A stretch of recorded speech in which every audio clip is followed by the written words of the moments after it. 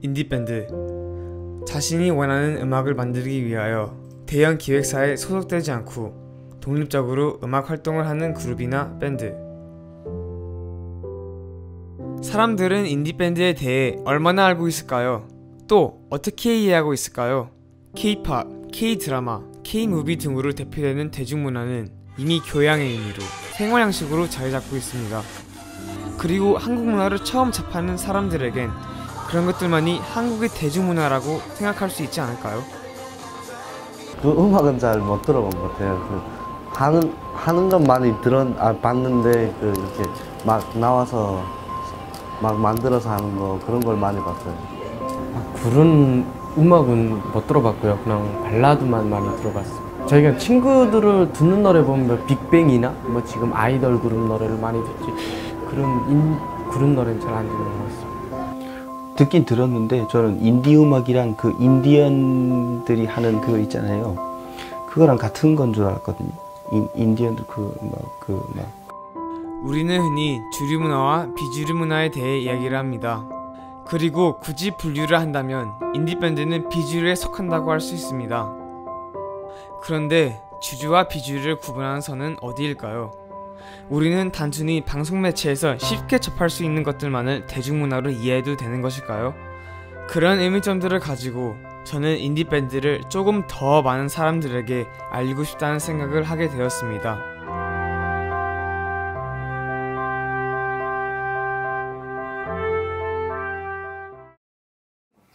한국에 제가 초6 2학기 때 돌아왔죠. 거기서 4년 보내다가 미국 갔을 때는 영어를 거의 모르는 상태였죠. 미국 문화도 전혀 몰랐고, 그래서 한 1년 반, 1년 동안 고생을 되게 많이 했죠. 반대로 한국말을 전혀 모르고 한국 문화는 다 잊어버린 상태여서 저한테는 막 한국에 이랬었어? 막 그런 생각이 너무 들었어요. 한국에서 미국으로, 미국에서 한국으로 왔다 갔다 했잖아요. 그러면서 그런 탈북자분들과 이렇게 동정을 할 수 있게 된 것 같아요. 얼마나 이렇게 적응하는 게 힘든지, 새로운 환경으로 오는 게 한국뿐만 아니라 딴 데를 가도. 그래서 제가 그런 마음에서 2014년 여름 때부터 거기를 거의 매주 토요일마다 대원 외국 학생들이랑 초등학교 그 탈북 학생들을 이렇게 가르치게 되었어요. 2시간씩. 2016년 3월 기준으로 우리나라에 들어온 탈북 청소년은 약 3,400명. 탈북 청소년의 경우 어른들보다 한국 문화에 적응한 것이 빠른 편인데요.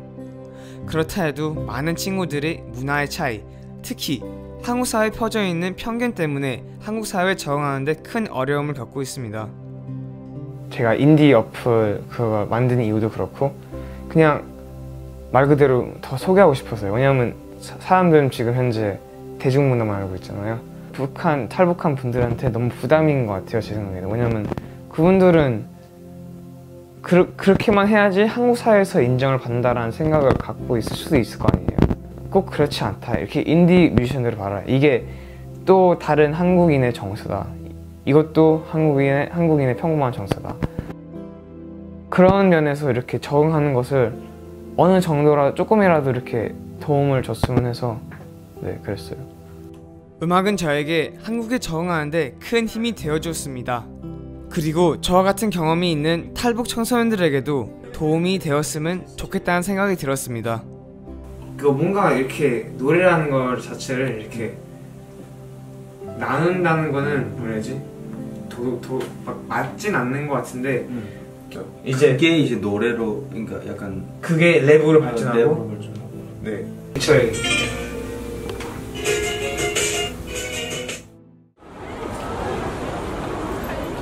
지난 5월 27일 홍대에서 은하기 형을 만났습니다. 홍대는 현재 많은 인디 뮤지션들이 활동하고 있는 주 무대라고 할 수 있는데요. 수많은 공연장은 물론 길에서 버스킹을 하고 있는 사람들을 쉽게 볼 수 있습니다. 음악을 하고 싶은 사람들이 모이는 집합소라고 할 수 있을 것 같네요. 오늘은 라이브 클럽 데이라고 여러 공연장에서 진행되는 공연들을 하나의 입장권을 가지고 볼 수 있는 날입니다. 대중음악은 걸그룹이나 인디 음악이 워낙 장르가 다양해서 그러니까 인디 음악이라는 게 뭐 이런 장르가 아니라 그냥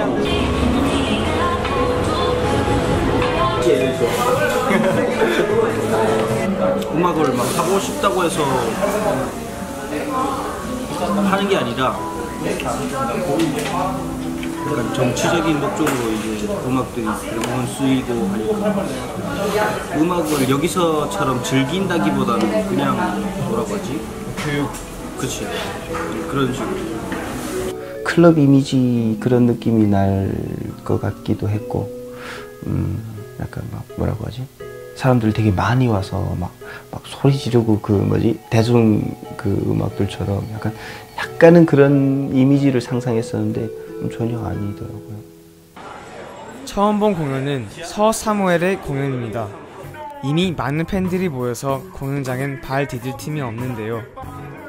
서사무엘은 2016년 한국 대중음악상 최우수 R&B 소울 음반상을 수상한 실력파 가수입니다.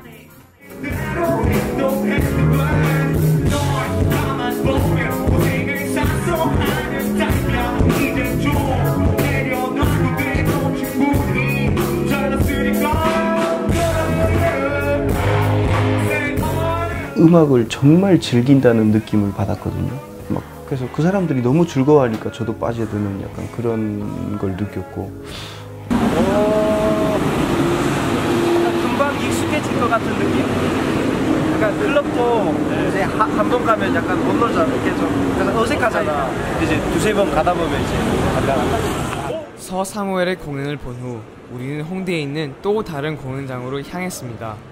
여기서는 시와라는 가수가 공연을 준비하고 있었는데요. 처음 인디밴드를 접하는 은하기 형에게 다양한 장르의 음악을 소개하고 싶었습니다.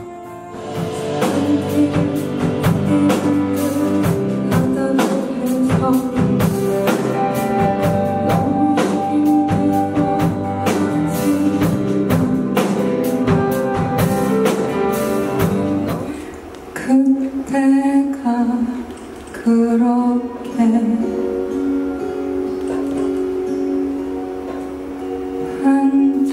그분 노래는 완전 제 감성인데 이렇게 쭉 직선으로 흘러가는 느낌이라서 조금은 이게 감정이 좀 이렇게 됐으면 좋겠다는 개인적인 바람이고 듣기는 좋았어요. 뭐 솔직한 담백한 가사, 그냥 일상에서 그런 사소한 것들에 대해서 되게 많이 노래 부르셨잖아요.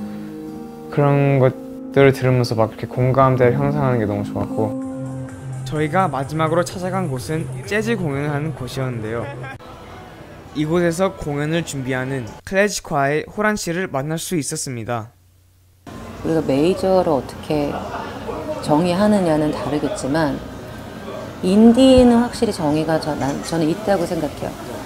그러니까 메이저 기획사를 통하지 않고 아니면 기획사의 기획력을 통하지 않고 만들어낸 음반 자신이 만들어서 그거를 퍼블리시를 해서 그리고 이제 공연을 하고 활동하는, 그게 이제 인디펜던트의 엄격한 정의인데, 사실 우리나라 인디도 지금 이제 인디 시인이라고 통칭되는 그 뮤지션들의 활동 양식을 보면 지금 제가 말한 그 협의의 인디로 활동하는 사람들도 물론 있지만요, 소위 말하는 인디 레이블에 계약을 하고 시작하는 사람들도 사실 많아요.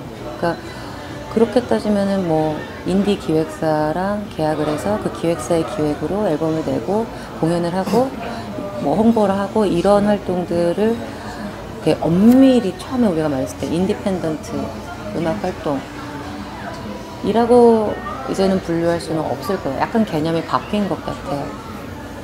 호란 씨와의 만남은 저희에게 인디 음악에 대해 좀 더 생각할 수 있는 기회를 주었는데요.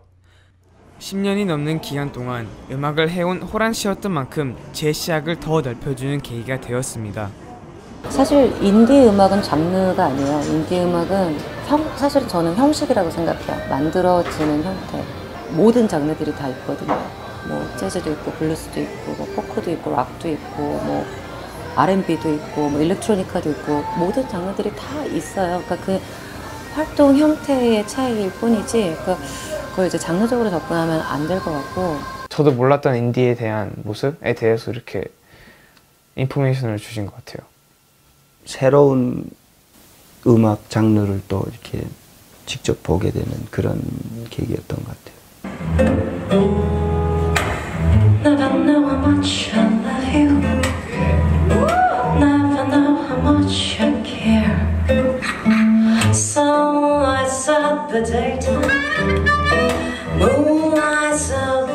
호란 씨도 이렇게 일렉트로니카 음악에서 벗어나서 그냥 건반과 하모니카, 드럼 이걸 깔고 노래 부르는 모습도 색다르면서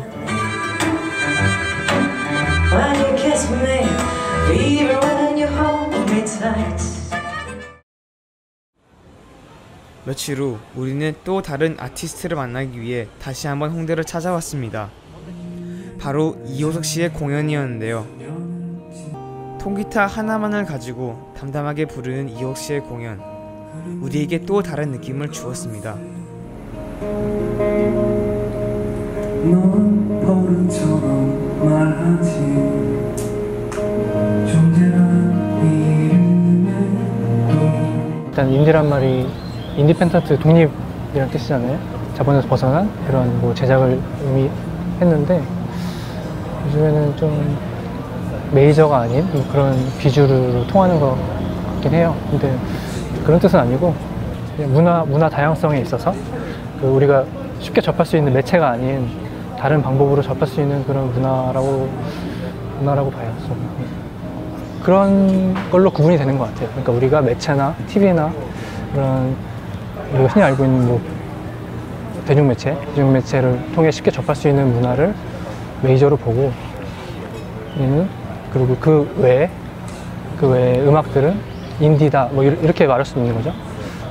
이호석 씨와의 만남에서 정말 음악을 사랑한다는 느낌을 받을 수 있었는데요.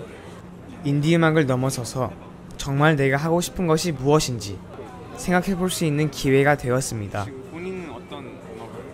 인터뷰를 마치고 집으로 가는 길, 우리는 운 좋게 홍대 근처에서 버스킹 공연을 하고 있는 사람들을 만날 수 있었습니다. 내 마음을 설레게 하네.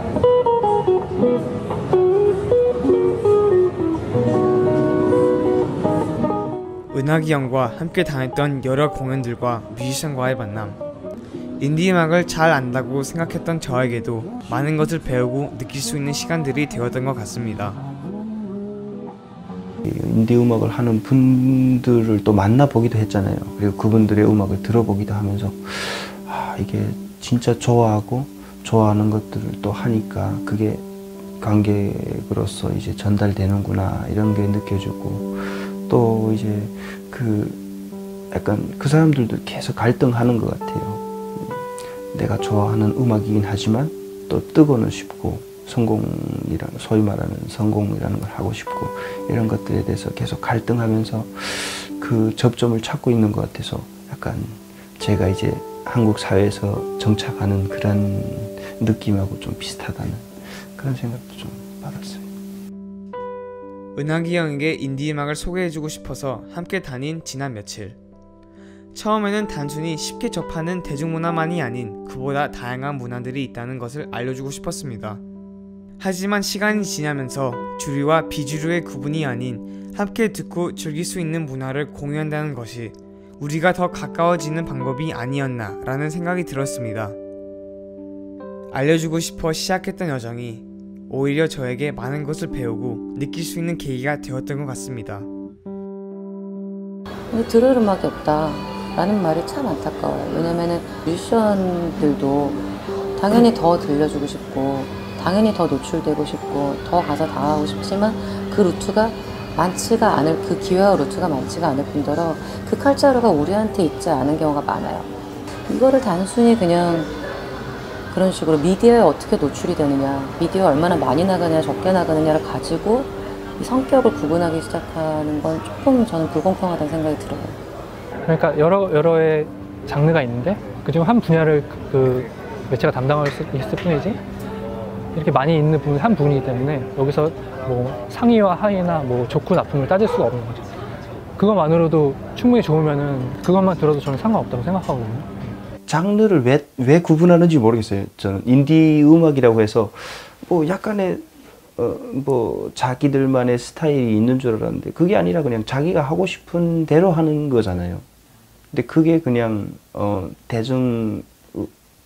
그러니까 그런 매체에 이렇게 속하지 않을 뿐이고, 굉장히 다양하다는 걸 한 번 더 이렇게 알게 되었어요. 인디 음악이랑 보통 사람들 그냥 잔잔한 음악 이렇게 보잖아요.